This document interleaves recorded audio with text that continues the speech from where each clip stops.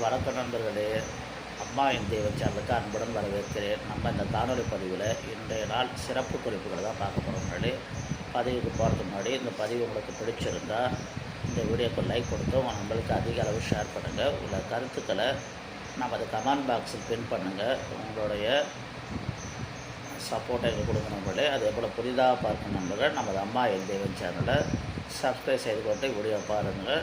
வீடியோவை ஸ்கிப் பண்ணாமல் பாருங்களே. வாங்க வீடியோ பதிவு போகலாம். இன்று 2/4/2024 இன்றைய நாள் சிறப்புகள்: உலக ஆட்டிச விழிப்புணர்வு தினம் என்று, அதேபோல் சர்வதேச குழந்தைகள் புத்தக தினம் என்று, வ.வே.சு.